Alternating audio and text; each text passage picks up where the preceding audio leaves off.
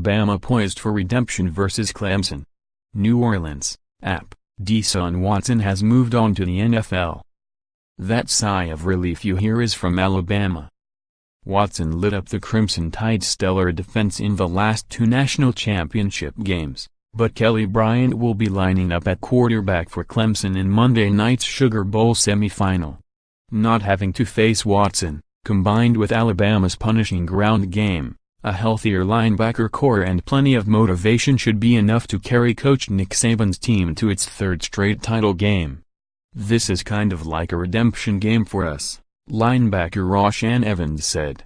2 years ago, Watson set a national championship game record for total yards by passing for 405 and 4 touchdowns, and rushing for another 73.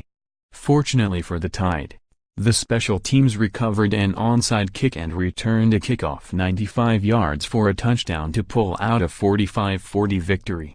Watson would not be denied a year ago, even after Alabama raced to a 2-touchdown lead. He passed for 420 yards and 3 TDs, breaking his own record for passing yards in a title game, and rushed for an 8-yard score. With 1 second remaining, Watson hooked up with Hunter Renfrow for a short TD pass that gave the Tigers a 35-31 victory.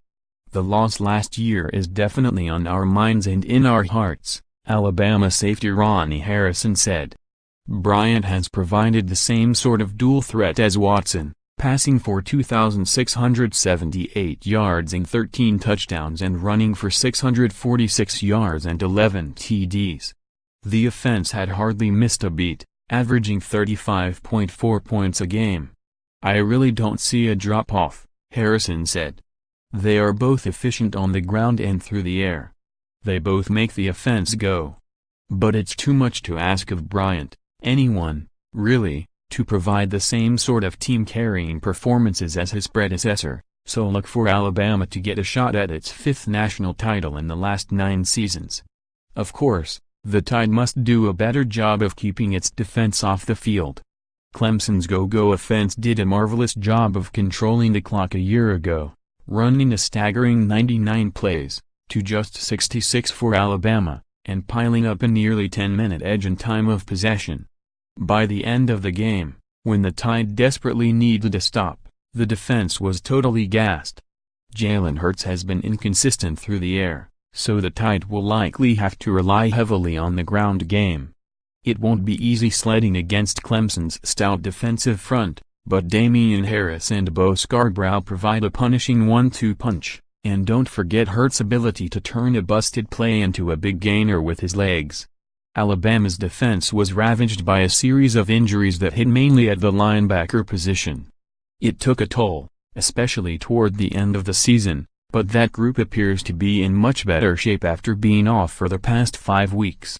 The Tide has gotten back 3 potentially important members of its linebacker core. Christian Miller and Terrell Lewis should bolster an edge pass rush that has been relatively anemic this season by Alabama standards, while inside backer Mack Wilson will surely be more effective than he was in his return for the regular season finale against Auburn. "We've certainly had our share of challenges," Saban said. "Sometimes you can overcome injuries when you have one here, one there at different positions because you have enough depth. But it's created some issues for this group. If nothing else, the Crimson Tide should be a very driven team. Not only does Saban's team have plenty of bitter memories about the way last season finished, it's also coming into the playoff for the first time after a loss.